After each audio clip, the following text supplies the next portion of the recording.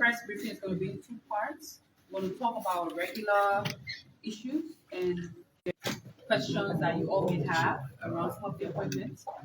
The second part will cover the part that Councillor Uchuben Keita will talk about, which is the legal part. So I just want to give you heads up so that when we start, you already prepare that questions around the legal question will be taken by Councillor Keita. Okay, yes. One second, madam. One second, madam. So now the briefing Good afternoon. Kula Fofana by the presidential person. Good afternoon, distinguished ladies and gentlemen of the press. Let me say a very big welcome to all of you to our weekly press briefing. As you know, since we took over this portfolio, we have consistently tried to keep the public informed through your various platforms. And I want to welcome you all to this regular weekly press briefing of the Executive Mansion. And today we are here again at the Executive Mansion, where we are continuing our activities from. Let me apologize to all of you for keeping you waiting, for starting late as we had planned. The simple reason is that today, as you may have heard, we had, or is currently still ongoing, the first cabinet meet and greet with confirmed cabinet members and advisors to the president. And that meeting started since this morning. We went in, it is still ongoing. So we had to ask for excuse, myself and that of the legal advisor. But I'll introduce the legal advisor shortly. So that is why we are starting at this point, and kindly bear with me. Those of you who are following online via radio or even on social media, I'd like to also say welcome to our weekly press briefing. So I earlier on talked to you about Councillor Uchuben Keita. Councillor Uchuben Keita and I will be on this press briefing today, and Councillor Keita is the legal advisor to the Office of the President here at the Executive Mansion. And he's going to be also speaking about some of the legal questions and legal issues that we may delve into later on. And I also want to give a special welcome to one of the reporters who came all the way from Bomi, Radio Bomi. This is the first time that he's coming, and especially for that radio station. One of the things we try to do is to ensure that we have our local radio stations also part of this engagement. And this is our honest effort to get our reporters from out of the county, out of Montserrat, because most of you, if not all of you, are stationed in Montserrat. So this should be able to give the people of Bomi an opportunity to also follow through. Hopefully he can produce those content for the audience. And over time, we will also try to engage other journalists and media institutions in other parts of the country, other counties. So hopefully next week we can bring in another reporter so that they too can get a feeling of the presidency and get a news. Also hope that you can share the information with your audience at the part of Liberia. Again, the president has always had a very busy week, and it's still ongoing. This week saw a lot of visitation, congratulatory messages keep pouring in from world leaders from other countries. Notably among those messages was the message from Egypt. The president received in audience the Egyptian ambassador. He brought words of congratulations from his government and his president particularly, and also extended their country's willingness and readiness to support and work with President Joseph Iman Boakai as he worked every day for the Liberian people. The president also had visitation from the International Monetary Fund. If you remember, sometimes immediately after elections, there were meetings held in Washington, D.C., where the president had gone for the visitation, particularly at the International Monetary Fund, the IMF. So the delegation was a return visit in extension of trying to review Liberia's current status with the IMF and seeing what are the different issues that the country needs to work on so that we are possibly ready, we are possibly available for support from the International Monetary Fund. And the delegation, members of the delegation were very happy. They're currently still in country, and they had a very fruitful meeting with the president. They're currently working with the Ministry of Finance to assess where the country stands when it comes to our own issues that relate to the country's own workings with the International Monetary Fund. There were some challenges, especially how, about 18 months back, Liberia wasn't qualified based on some action or inaction by previous administration. And this is an attempt by our administration to rekindle the relationship between our government and the International Monetary Fund to see what compliances we can follow through so that we as a country can be able to benefit from those support that the International Monetary Fund gave to countries, especially that fit our portfolio.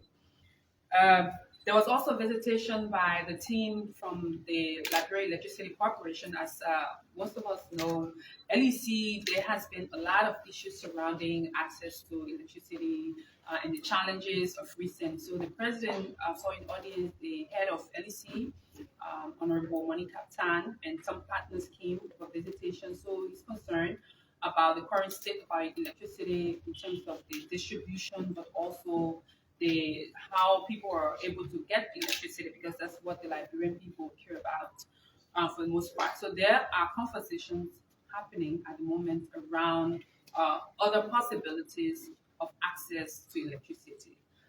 So the Liberian people will get to know in due course as to those conversations around those partnership discussions that are happening. And they're good news, especially when it comes to the aspect of the electricity, access to electricity. The president also, as you know, the president did not attend this Gone African Union Summit. He sent the Minister of Foreign Affairs. She attended the event, and a very colorful event, and she came to brief the president on those discussions and those happenings. And he was very honored by by the representation of the foreign minister. As you may know, some of you came yesterday. We had a very beautiful commissioning ceremony of ministers who have been confirmed, as well as advisors to the president, participated in the commissioning ceremony where the president did commission them, gave them the certificate, and it was a very colorful event. I also did mention earlier on about the first cabinet meet and greet by confirmed ministers and advisors to His Excellency, advisors for legal affairs and security, the economy, political, all those advisors who were confirmed. We've been having a serious meetings surrounding key subjects. And I can also report to you today that the government has turned a month-old young baby, 1 month-old baby, yesterday, and today is actually 31 days. 31 days of the government since inauguration on January 22nd. But I can also report to you, besides just informing you about how we've clocked, but since the government inception, there have been a lot of different prospects, different conversations and actions that will be taken. And the government is continuing to be formed. The president has consistently and every day, yesterday you saw we put out an announcement, the day before there was an announcement of the appointment of additional officials. So as we go along, the president will continue, and he has said consistently that he's working very hard to ensure that he brings on board the brightest of minds. And he even yesterday reiterated that his call is calling on all officials of government to declare their assets and ensure that they follow through all those issues and the anti-graft regulations. They should follow it, and it's not going to be. He keeps on reiterating it's not going to be a business as usual, and he's very clear on that. And he consistently and regularly reminds his officials that when you are appointed to any position, your role and goal is to do the work of the Liberian people.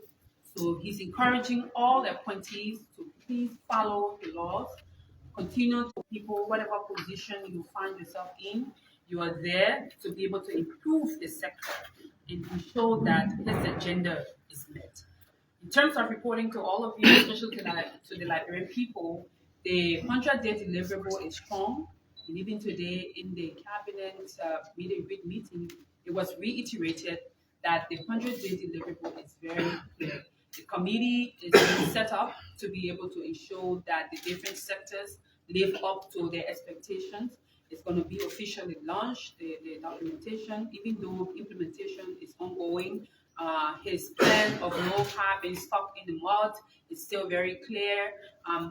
As we get ready to prepare for rainy season, there are plans to ensure that there are stations in different parts of our country that will have road equipment where there are challenges on those roads that they will be worked on immediately, and their conversations along with our military, the Armed Forces of Liberia. They do have the engineering battalion, and they're going to work closely with the Ministry of Public Works and all other sectors in our partners to ensure that our 100-day deliverable, particularly the aspect of roads, will be worked on. So I'll stop here. Should you have questions, I will just have Councillor Keita speak with you all briefly on some decisions that have been taken by the cabinet, the pre-cabinet engagement, and we will be informing you shortly. But again, thank you all, and I really look forward to our engagement as always. Thank you. That's the presidential press secretary. Councillor Keita. Madam Kula Fofana, the presidential press secretary. This is the president of the council. Thank you. My name is Ushiben Keita, Councillor at Law, legal advisor to the President of Liberia. I have come to just brief you on a decision reached by the Cabinet at the first Cabinet meeting of the new government, which was held, which is still ongoing, in fact, because we didn't want to keep you people here all day, so we had to prioritize talking to you. The decision is this: with regard to those positions that were established by statutes as tenured positions in government, agencies, commissions, and specialized organizations. Tenured positions. For example, you are there for 4 years or 5 years or 6 years. The Cabinet has decided that those tenured positions violate Article 56E of the Liberian Constitution, which says that everybody who works in the executive branch of government serves at the pleasure of the President. Therefore, the Cabinet has authorized the President, and it has been concluded as a government policy, that all of those cabinet tenured positions that are in government will be replaced. And the President will exercise his authority to appoint people to any position in the executive branch of government, whether the person has a tenure or not, except for those positions that are protected by the Constitution of Liberia. If the tenure was created by statute,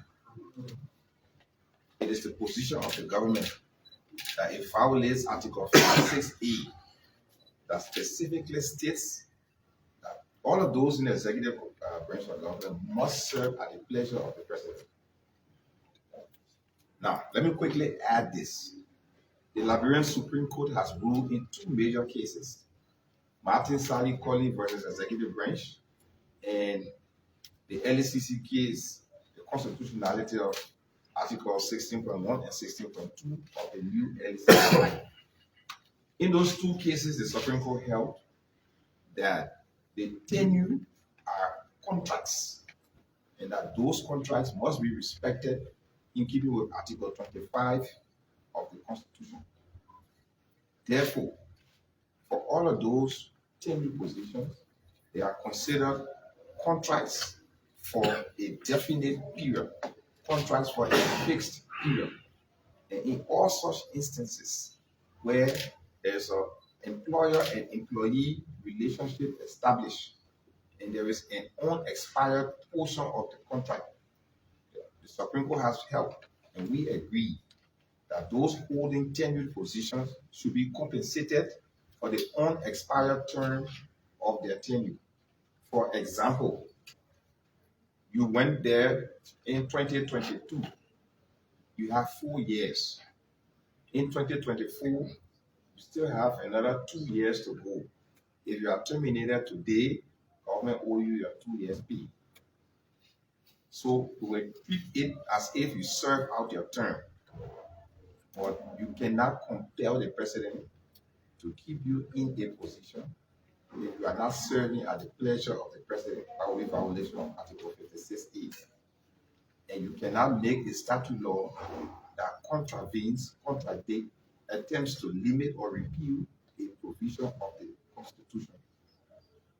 But, as the Supreme Court said, in keeping with Article 25, the sanctity of contracts, all those who have valid tenures who are replaced will be compensated for the unexpired portion of their tenures, in keeping with the law. There is a caveat to that. The Code of Conduct in Article 5.1 says all officials appointed by the President of the Republic of Liberia shall not A. engage in political activities, canvass or contest for elected offices, B. use government facilities, equipment, or resources in support of partisan or political activities, and C. serve on a campaign team of any political party or the campaign of any independent candidate. That's the law. The law says you cannot be a tenured official and you actively take part in politics, serve on a campaign team, dress up in campaign paraphernalia, post all your campaign photos, and do all the other activities, and then still expect your tenure to be respected or expect to be paid if your tenure is taken away. Therefore, we announce that for those individuals who have tenure today, who will have evidence violated the Code of Conduct, you will be replaced and will not compensate you. You will be replaced and will not compensate you. The laws are there. If you feel that you did not violate the Code of Conduct and you need to be compensated, you will take advantage of the law. But if we say to you that you violated the Code of Conduct, trust us. We have evidence, videographic and photographic evidence to prove that you did participate actively in politics, wear campaign paraphernalia while serving as a tenured officer, actively took part in canvassing or serve on a campaign team. Those people will be replaced. They will not be compensated. For all the other tenured officers who may be replaced, they will be compensated for the unexpired term of the contract. This is not to say that all tenured positions will be replaced. It is to say that the government reserves the right, in keeping with law, to replace any tenured position, except for those positions that are specifically set out in the Constitution of Liberia. So I hope that the message goes clear. We are not going to be bound in any form by tenure. If you're not serving at the pleasure of the president, and the president desires to put somebody there who will serve at his pleasure in keeping with Article 56A, will proceed to replace you. If you have violated your Code of Conduct and you actively campaign while serving as a tenured officer, will replace you and will not compensate you. If you did not violate, will replace you and will compensate you. And we do not believe that those statutes that were established that gave tenure, that they supersede the Constitution of Liberia or supersede Article 56A, except that we hold, in keeping with the Supreme Court's several rulings on the sanctity of contracts according to Article 25, that if we terminate your contract before your contract expires on its own terms, we are obligated to compensate you for the unexpired term of your contract. I hope I clarified that position. Thank you very much. That's the voice of Thank you very much. We'll take questions if we have on the different subjects. Where is Alice? surrounding public Questions. Yeah, institution and post question. So we take it from here. If you just ask questions so I can finish our Kula on your usual thing, right? Right. That's Yes. fine. So So if you have questions, you would take 5 questions, especially on those issues. Some question on the issues I raised. Yes, thank you. I'm Julius, content and a report from Fortune TV. Thank you for the explanation. I would like to ask, is there any specific amount relative to the compensation that will be given to people who did not violate the provisions of the law? It's on a case-by-case basis. Like I gave an example here with some people having 2 years on their tenure, some people have 3, and some people have 4, some people have just a few months remaining. So whatever the situation is, we'll do the calculation.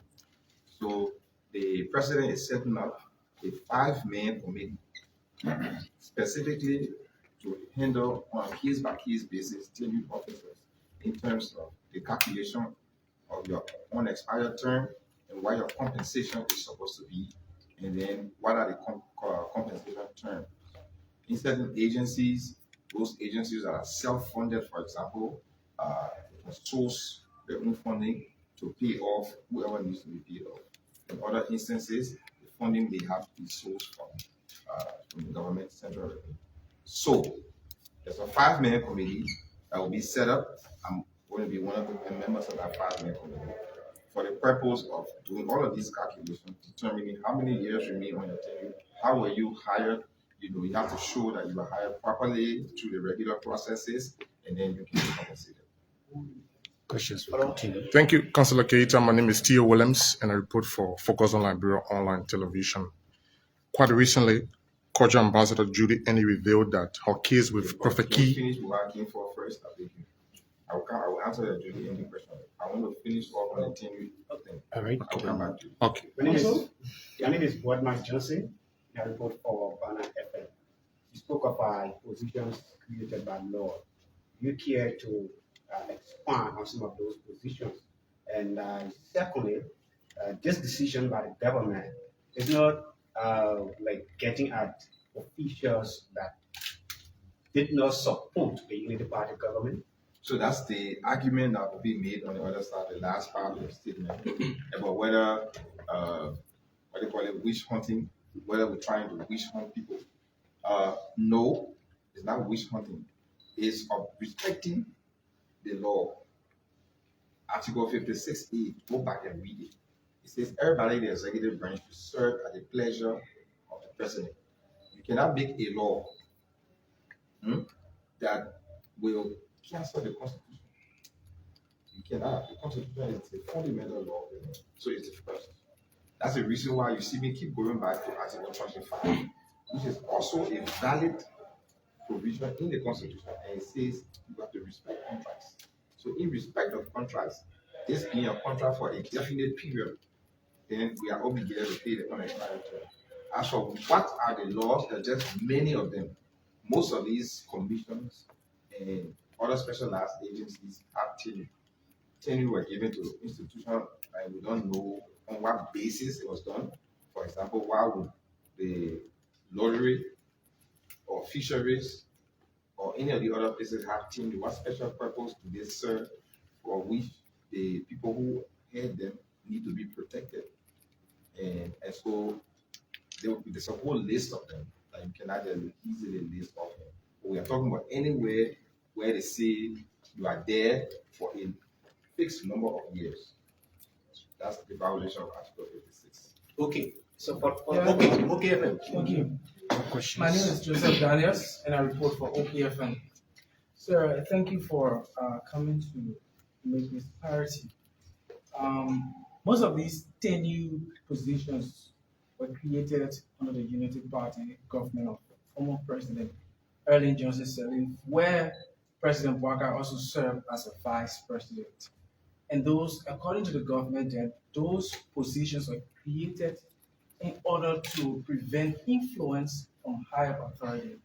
How can we guarantee the how can we guarantee the independence of those institutions like the LACC, the GAC, now that we are saying that all these positions should work at the will and pleasure of the president? It's not even guaranteed now, because if it were guaranteed, people holding tenure would not be participating in politics. It's supposed to be above that level. So definitely it did not work. But what we are saying is, it doesn't matter. You say most, I don't know how many of them were created during the former President Ellen Johnson's time, but we know that a lot of them were created in the last 6 years. But it does not really matter which president did it. The thing is that when it is discovered to be in violation of the Constitution, you correct it at that point. So now we say we're not going to continue in violation of Article 56A, and we're not going to compel this president to work with people who do not serve at his pleasure. And so we are going to restore sanctity to it. Let me tell you something. During the George Weah government, George Weah submitted a bill to the legislature to cancel all tenure. We have the evidence. If you want it, you contact the legal office and you see it. It was signed by George Weah. He sent it to the legislature. He wanted to cancel all tenures. That bill was passed by the House of Representatives and it was passed by the Senate. The only reason why it was not signed into law is because the Senate made certain changes on the bill. And so in that instance, the bill had to be reconciled with the House version. And that final procedural step was not taken. We are going to resubmit that bill. So it is not just this government intention to get rid of tenure. As a matter of fact, tenure was already passed on in the previous government by both houses. And it was sent from the president. So it is something that has been contemplated by the past government, now contemplated by us. We are going to take action even before the official repeal when we resubmit the bill. So we are taking action now in keeping with law, in keeping with Article 56A. Two more questions taken from laws and LBC laws. Yes, thank you. My name is Moses Pakwe, and I report from Liberia. On Article 89, the three commissions that are there, the Civil Service Commission, the Elections Commission, and the General Auditor Commission, are stated in the Constitution. Also, the same Article 89 says the legislature shall enact laws for the governance of these commissions and create other agencies as may be necessary for the effective operation of the government. And these tenured positions that you are talking about were created by hands of the legislature. Is the Joseph Boakai government not attempting to undermine what the legislature has already done? Precisely. What we are doing is saying those acts violate the Constitution. Let me tell you something. The legislature can pass an act that becomes law, but insofar as that act violates the Constitution, it's not involved to the extent of the violation of the Constitution. So it is not true to say any act passed by the legislature is correct. The Supreme Court ruled, I gave you the two cases example, where people were being removed and it was challenged. The Supreme Court ruled and said to these people, the only protection they have is Article 25, sanctity of contract period for the unexpired term. So when the Supreme Court ruled clarifying a statute, it is the Supreme Court that can clarify any statute that is passed by the legislature. Now, if you see Article 89, it lists specific institutions that are to be formed. But did Article 89 say that when these institutions are formed, they are to have fixed tenure and that the president cannot change their tenure? No. Certain institutions are established by the Constitution. We respect that. if the Constitution did not specifically say that you have tenure, and that tenure becomes a creation of the legislature subsequently in violation of Article 56E, then the issue becomes, can the legislature make a law that violates the Constitution? And my answer to you is no.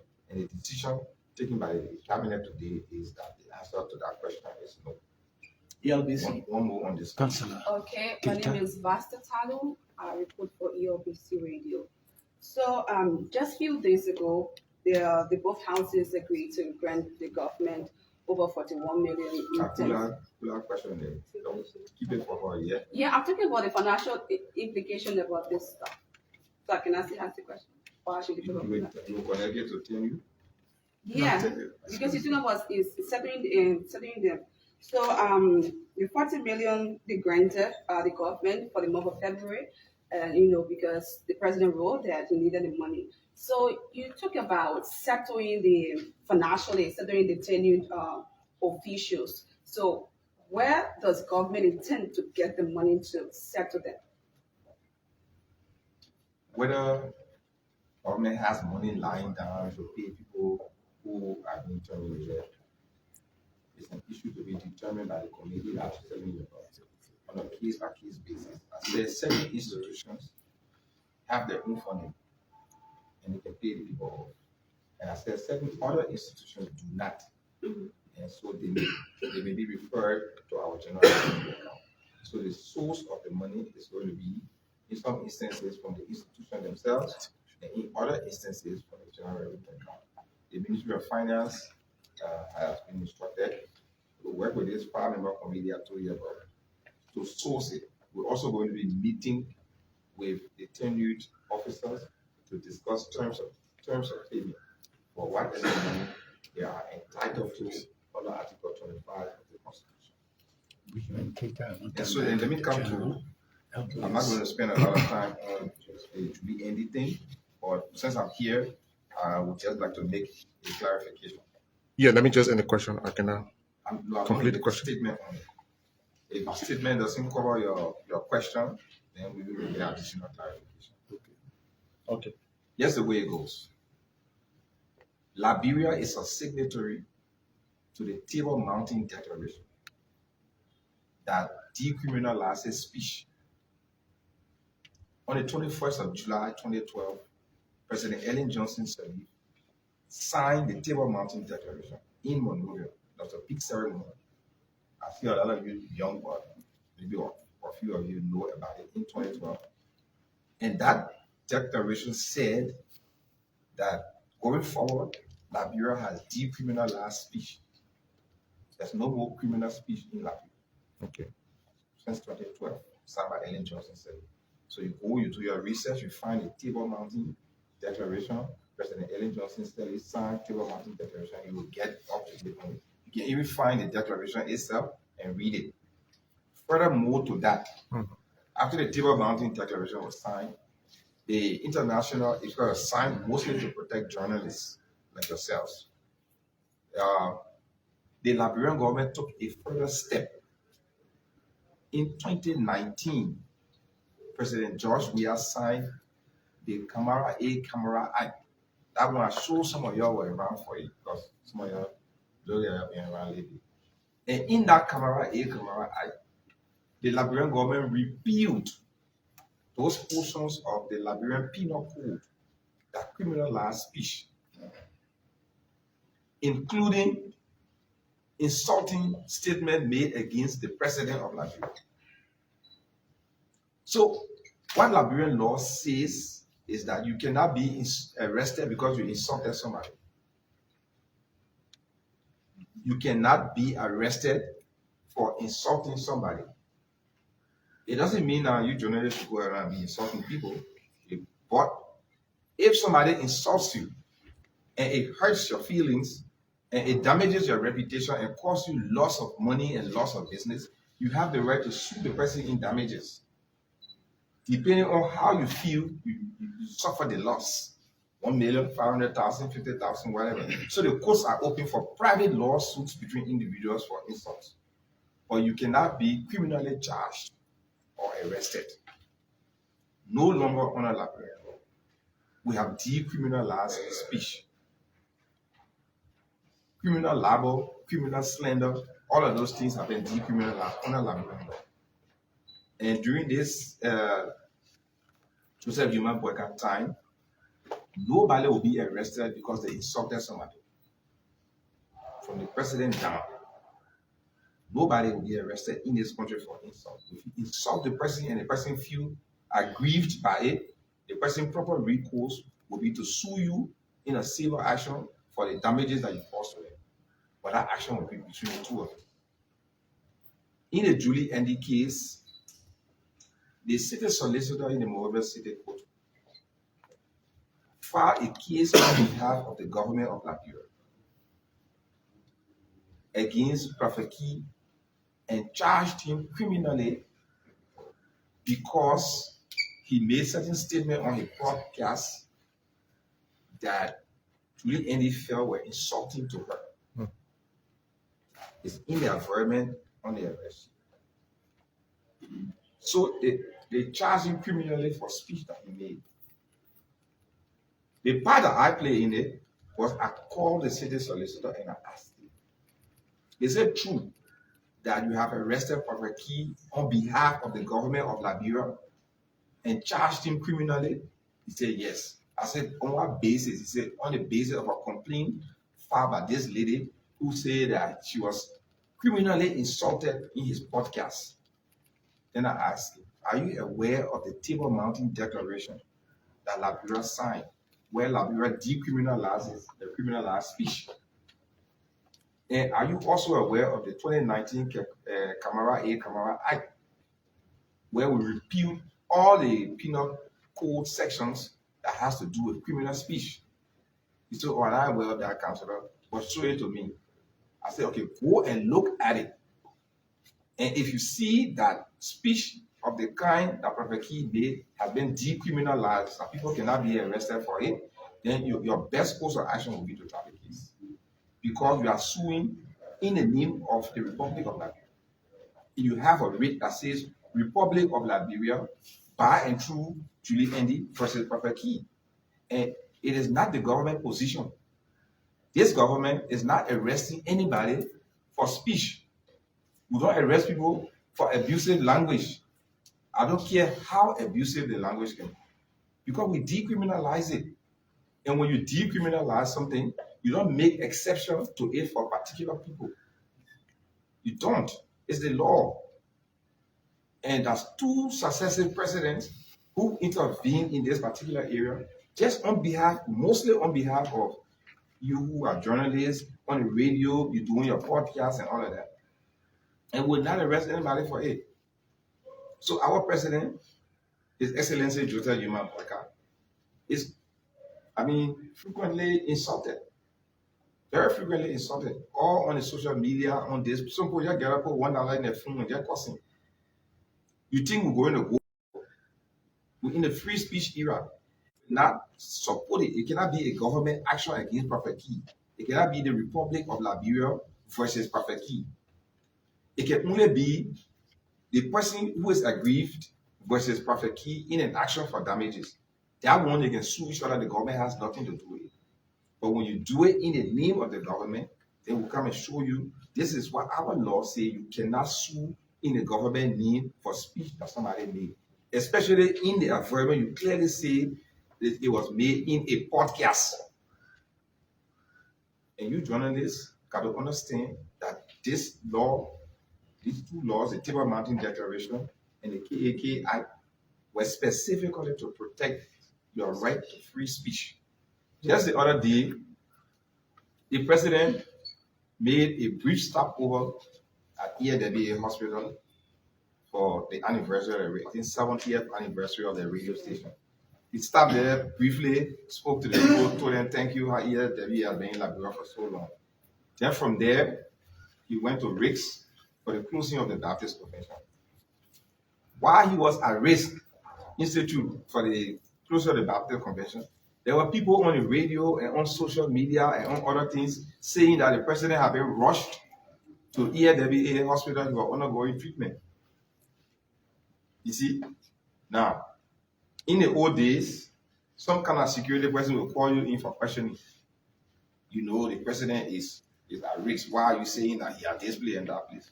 You don't have time for that in this new government. You want to abuse your free speech, you want to abuse your social media facilities and do all of these things. Okay, go ahead with it. But this government will respect the law. And these are pre-existing laws that we let in place. They're not laws created by this government. But we respect the law. And in respect of the law, we are not going to arrest somebody because we insulted another person. I don't care how harsh that insult is. Your recourse is to sue the person in damages for the damage that they caused you, according to how you feel the damage was done to you. So that's the clarification on the Julie Andy matter. We did not participate in exchanging words with her. Julie is somebody that I know personally. And just to say to her that it's not a women's issue. Prophet Key is an equal opportunity man, if you know him. 2017 here, United Party people will suffer at the hands of Prophet Key. They'll go back and play his old recording. And even after he killed our side, quote unquote, our side, how does he call our president? Any of y'all know the nickname that he got for our president? You're scared to call it? You call it. Sleeping what? You're talking now. So you know that even when he on our side, he still got to be giving you small thing. So it is not an endorsement of Prophet Key or his tactics. Prophet Key assisted us to a large extent during the campaign period. It does not mean that we agree that he can go around and say any manner of language to people. We prefer if he adjusts his language a little bit. But if he insults you, you cannot come to our courts and use our government name to arrest him. He's not subject to arrest. He's subject only to an action of damages for whatever action that he did to you. And you sue him, he'll be forced to pay you your damages. Okay. Thank you. Thank you. So we will continue. Thank you. Would you can cater the legal advisor So to we will the continue the press briefing as we ended. If you have questions, please ask us in relation to what we talked about today, or issues for the course of the week. Yes. We'll start with AFP. My name is Marvin Jacobs. I just want to know something concerning about the president being, consistently talking about asset declaration, and he has not mentioned about publication. Why? All right. What you? Thank you. Two quick questions. One has to do with the alarming wave of fire disaster. Is the president concerned? If so, what will or is his intervention? And I also like to get the specifics. Meeting the president met with the LEC officials. What are the specific issues discussed going forward? As we already know, the issue of electricity in the country. Thank you. We'll post 1, 2, 3. 2, 3. Yeah, 2, 3. Thank you. My name is Prophet Babin Plaza for the Post 231. My press secretary, the president recently had a meeting with HPF. To date, we haven't gotten any detail in that meeting. We care to give us a detail. Thank you. ALBC Online. ABC Radio. Madam Press Secretary, my name is Anthony for ABC Radio. The president of recent, most of the appointments made on several occasions, the president, there will be a list with the name of a person, the time meaning that person will be changed. The most recent is with the situation with Rogers Doma and one matter of Morris.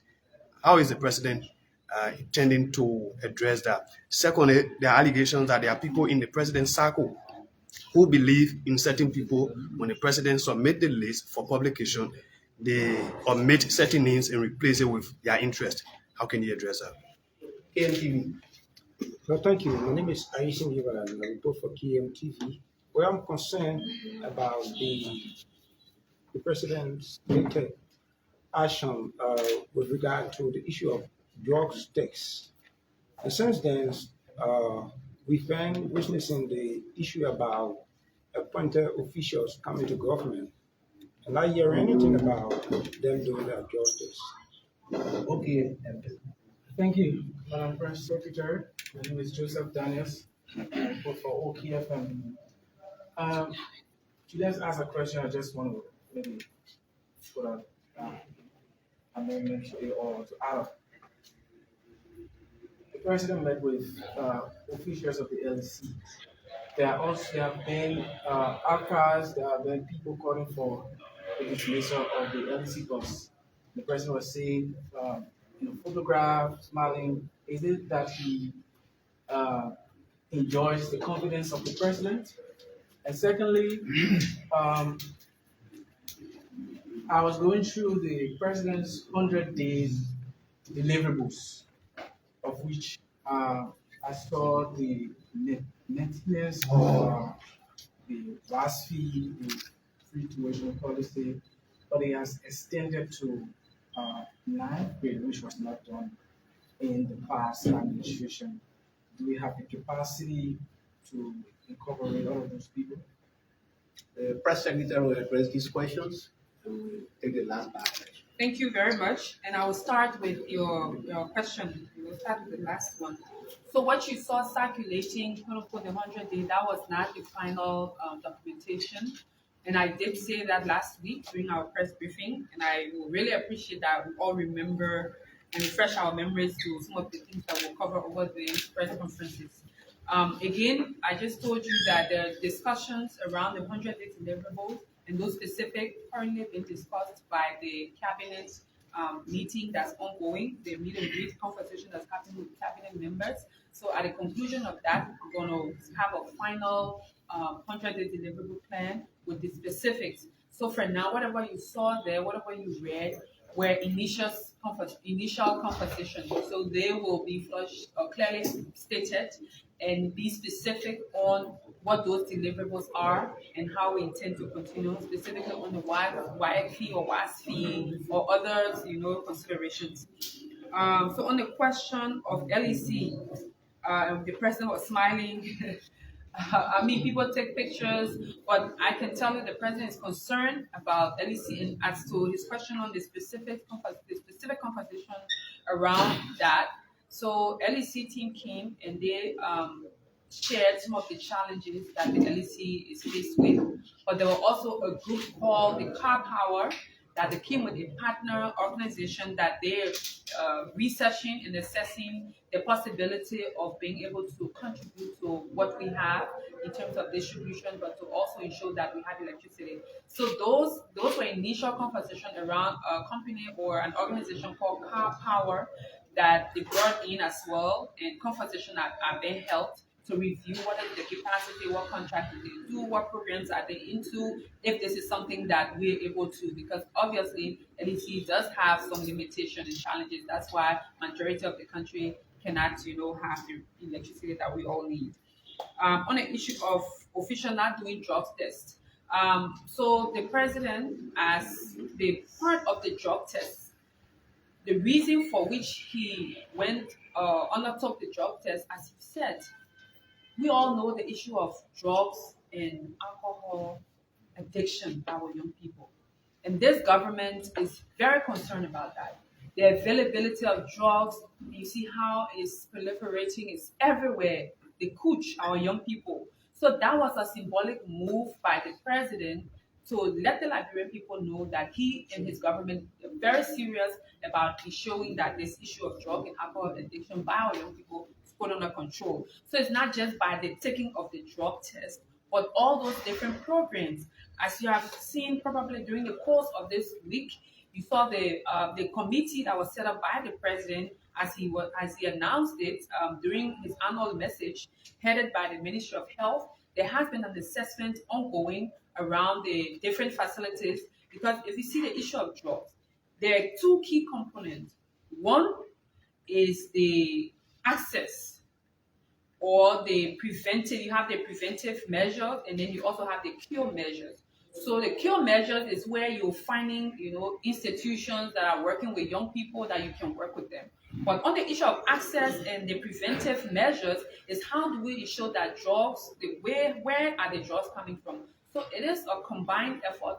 That's why even the course of the week you saw the action of the Liberia Drug Enforcement Agency and how they've been able to find people who are kingpin, I will put it that way, of drugs in this country.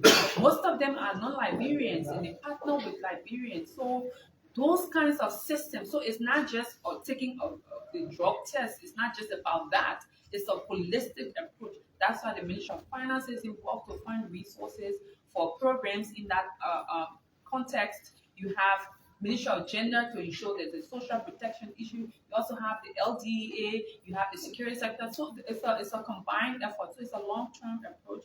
But right now, the team is looking at those issues, especially the institutions that are working with young people, and seeing what works, what are the challenges, what information are out there, and what partnership are required so that we can handle the issue of the Q aspect before going to the preventive part. The allegation of replacement on Virgin Doma.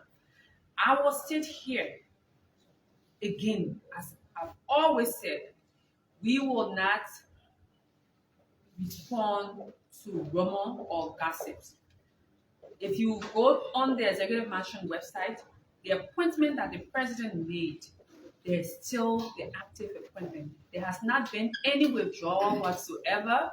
The appointment that you see on the Executive Mansion website, they're there. So if there any form of withdrawal, you will also read that. You will also see a release from the Executive Mansion. And I will encourage journalists to source the Executive Mansion as the official source of the presidency. All of these rumors that the president is angry, the president have issue, or the president said this, the president said that, all of those things are hearsays and gossips. And I will encourage journalists not to follow those two. You have our contact, you have our details. Any of those information, reach out to us. And again, I will state here, the president is the appointing authority. He decides who he wants to work with or who he doesn't want to work with. That the Constitution gives him the authority to do so. So at any point in time, and the other thing is, the president did not promise anyone job.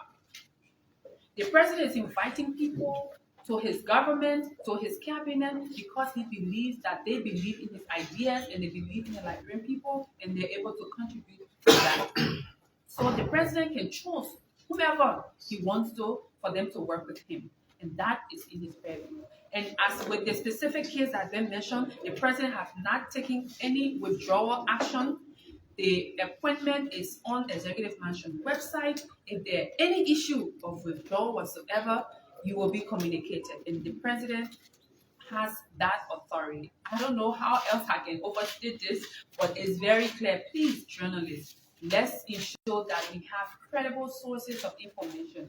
And I wouldn't be in the business of responding or reacting to Facebook commentaries or people stating, oh, the president said this, the president said that, the president said the other thing. So that is what I'm going to let you know. You have our contact, you have our information, and our doors are always open to answer those questions that you want us to answer. So again, the appointment that the president made, our latest appointments are on the Executive Mansion website, which is the official source of information from the Executive Mansion. I encourage you to continue following through on those.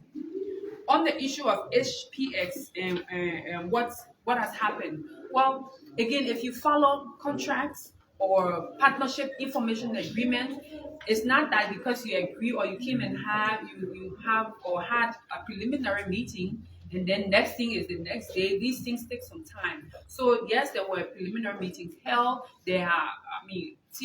Our both teams are in communication. The team from Liberia as well as HPS reviewing all those legalities, all those issues, because as you know, these kinds of things, it's not just the executive will make the decision. It has to go through the legislature and to see all of the different possibilities. What are those questions that we have? So it's still in the preliminary stages of that. Conversations are still being had, but not every small meeting when you say, oh, today HPS team call our team, and and they have called, then they have sent emails, that will not happen. But when those strategic and specific larger decisions are taken that the public needs to be aware of it, we will definitely inform you all about that.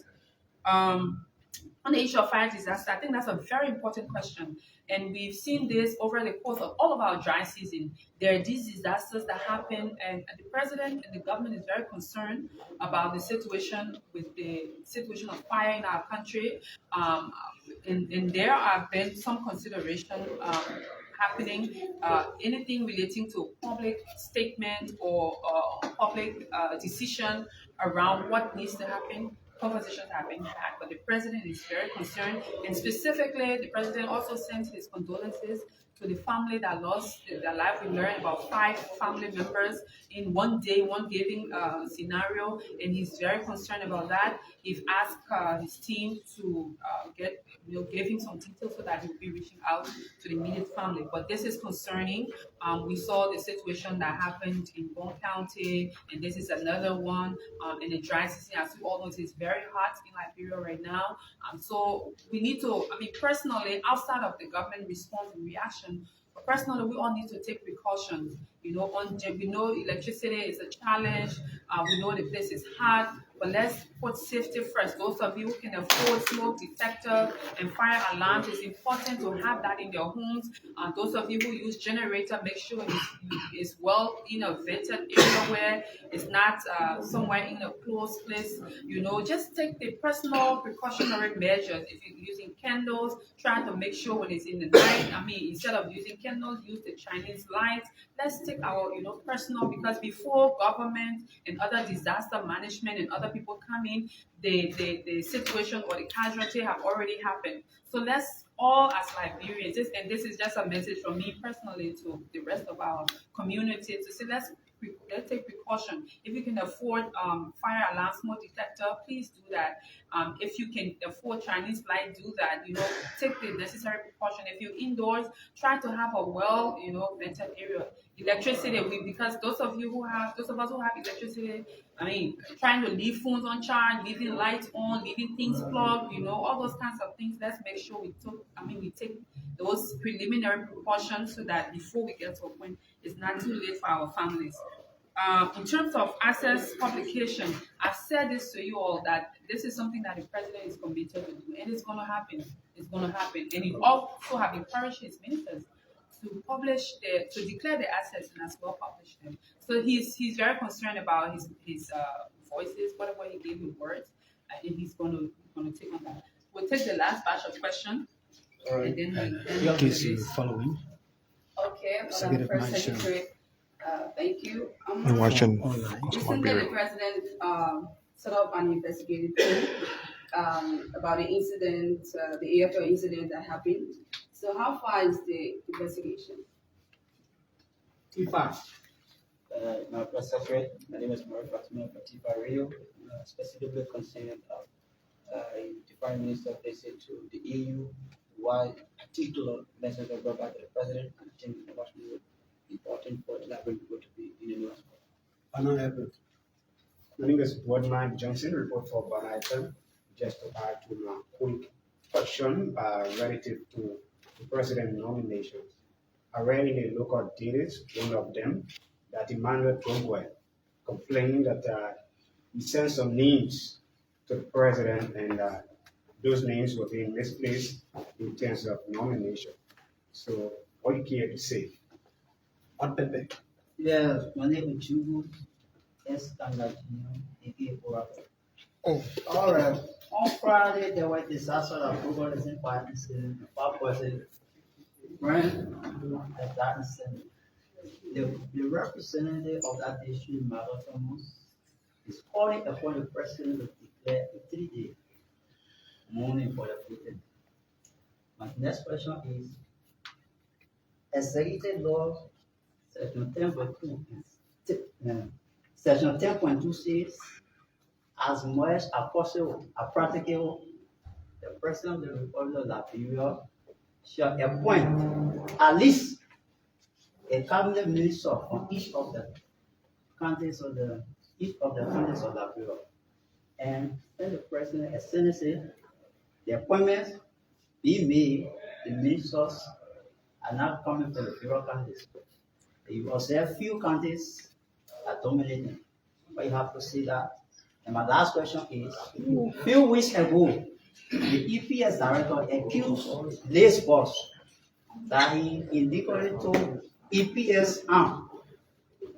I would like to know what was the procedure did he get the arm, and what is the way for non-members of the for EPS to get arm so other people can apply for it. You want arm? ABC. Yes, okay, so that is just a follow-up to the question I asked earlier. On the Executive Mansion website, and it's good that you want us to reference it, Council Alison B. Council was nominated as Deputy Minister for Land and Rail Transport. I was fortunate to have been at the legislature, precisely the Senate, when Rudolph Nat went for confirmation hearing on the same position. Again, when Judges was appointed before Prince Tama to the Ministry of Public Works. Can you also address that? I don't know, is it mistake or how is it happening? We take the last question to focus on Liberia. Thank you very kindly. Once again, Theo Williams, I report for Focus on Liberia Online Television. Quite recently, during the commissioning ceremony, the president vowed the former checked office officials of government. I'd like to know from you, Madam Press Secretary, how does the president intend to carry out that exercise moving forward?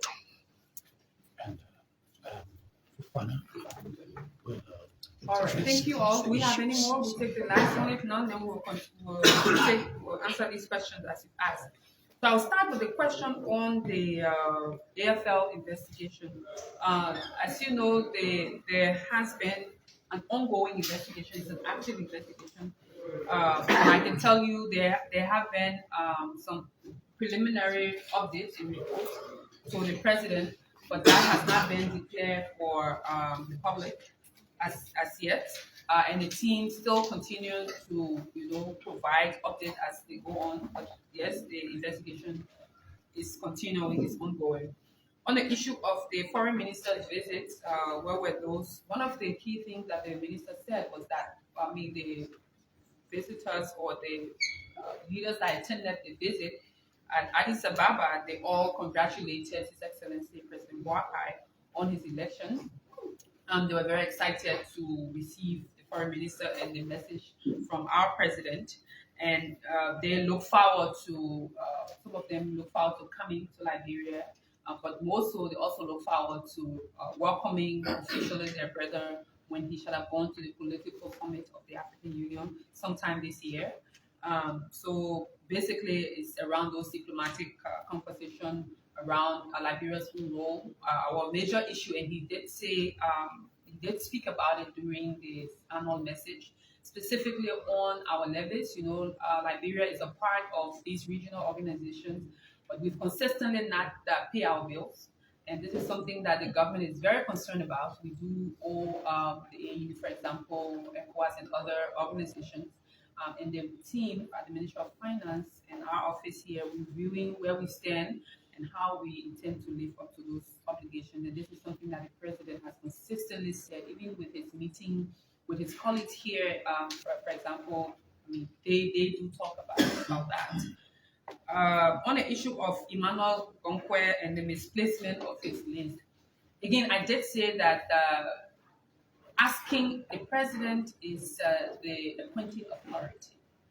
He appoints who he wills. He decides who goes to what entity and what service to provide. So if someone recommends to say, oh, I want this person to come here, it does not mean you want to get the job. And he can also look at that. He respects everyone, particularly the EFF role in the elections, and what support they brought to the table. And like everyone else, the president saw it as a mission, a collective mission to uphold and reawaken the spirit of our country and rescue this country. It was not a mission for job distribution. I want to reemphasize that it wasn't a mission for job distribution. However, the president has consistently said that he appreciates everyone to come on board, and he's trying his best effort to be very inclusive. And it's not, he has said, in fact, to a point where even our political party, I'm a staunch leader of the Unity Party, even to the extent where some of our party, I mean, we've complained consistently about, not being factored in and all of that. However, the president has called on Liberians from all walks of life. The other day, I was listening to the other members, other political parties who were hailing the president for encouraging them. Unlike TAMPAF, unlike former government that will come and say, oh, once they get it, nobody else, in fact, to the extent at which they will even put people on blacklists and say, you will never get a job, or these are the list of people who will never be appointed. Some of us, were on blacklists around here. So the president, our president, is very open to appointing and involving everyone. So we just want to encourage others. We want to encourage Liberians. When you are given the opportunity to serve, when you are called to service, you shouldn't see it as, oh, I must go to this place, or I must go to that place. We do understand the need for your qualification matching up with the appointment, and that you are put in a place where you're able to function, and the president has consistently placed people in those areas. Unless people decide if you're called to service and you do not want that, and then you can respectfully say, oh sir, thank you for the opportunity, but I wouldn't want, and that those kinds of engagement can happen behind the scene. So what will I have him to come and say, oh, because I do know we were giving some communication that there was some discussion around finding other opportunities, but coming out to score political point, I think this is something that, I don't think it was the best effort, or it's in the best interest of the country. In fact, people will say, oh, but it was this thing about you all, just a job, you should send your people and you get, selected. There are many foot soldiers who were on the battlefront, who were fighting for this victory, who was fighting for this rescue mission, but up to now, some of their names have not been called. But they didn't see that and say, oh, okay, the president, I'm angry, I'm not going to do this, I'm not going to do that. Because for them, it was, even though, yes, people want to serve, but it was more so for the country. So I just encourage others to not just see it as, they ask you to serve, you don't want to serve. It's optional, but to come and want to score political point against the government, I don't think it was in the best interest of themselves. On the issue of the 3-day mourning that was asked about, I have not seen the communication, if there was any communication. It was just a public call to ask the president to do that. I think we should try as much as possible. We have a very down-to-earth president. We have a president who is very accessible. We have a president who listens. We have a president who seeks counsel for many people. So should anyone have any issue or want the attention of the president, just simple, especially if you, as you've mentioned, as a lawmaker, you already have access based on your own setting and portfolio. It will be good to write a communication, and that the presidency will look into it to see, how we can go about doing that. But what you said, I will bring it to the attention of the president, and update him that this is something that a representative from the specific district, that the fire disaster happened, will be, taken seriously. Talking about a point. So the law that was quoted, please, last week somebody brought this up. I didn't see the law. Somebody said it was the Constitution of 1875. But that Constitution, if there was any of that stuff, was repealed. We have the 1986 Constitution, and I've not seen any provision within that Constitution that talks about appointing people from each of the counties. So that is not in our Constitution. But I do know the essence of the conversation. I like to always see from whence these conversations come from. I think the essence is to have some form of representation within the government. And this is something that the president is concerned about. He is making his best effort to make sure that there are people from all parts of Liberia who are, in the government and are serving their people. On the issue of EPS, how to get armed. I don't know how to get armed. I wish I knew the procedure of getting armed. Maybe I need to go to the police academy. It's something I will find out, but I'm not sure this is something that is an open call. And the EPS is the Executive Protection Services, and is to protect the executive. So if the public interested in arm, I don't know how else, and maybe they got a small arms commission. I think I don't know how private citizen can get armed. But specifically to your question on Yeke, the what's his name? Pepsi Yeke case about the arm. Yes, there were the paper that was sent, the call or the announcement that was sent in the public. And yes, I can confirm to you here that the arm was turned over to the EPS director, and they're in possession of the arm. And that was a good mark. I mean, even though the individual I was mentioned wasn't the one who brought forth the arm, but other people intervened and say, you know, the thing here, just the arm and don't bring noise. I mean, this is not so good. But yeah, but yes, I can confirm that the arm was received by the EPS. The security advisor did inform me on that. On the issue of performance check, yes, the president is very clear that the people who are being appointed to different positions will have to report regularly, give updates on their own deliverables. Because if you see how it's set up, we have first have the 100-day deliverable, and then we'll go through the 150-day, and then we'll have the long-term development plan and the sector-by-sector plan. And that will have a clear M&E plan that each agency, for example, or each sector team that will be under a particular pillar of the arrest agenda will be able to give regular updates. That's why you have the cabinet secretariat. I mean, recently, the previous appointment before this, the president appointed the director general of cabinet.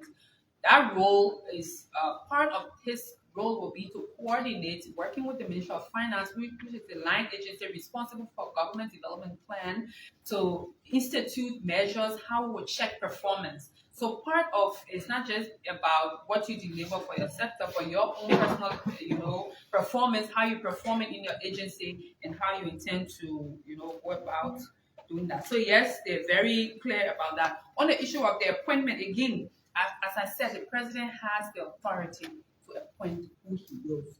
In terms of those specific, again, I wouldn't, what social media say, what a newspaper said, and this person said.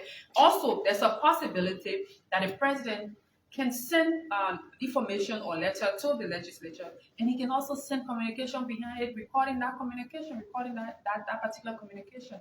So there could be specific instances of it, because the question was, generally there were no specific. So I wouldn't know that particular, case by case. But again, we're open to your questions and your comments, and we look forward to engaging you next week. Thank you all, and have a wonderful weekend.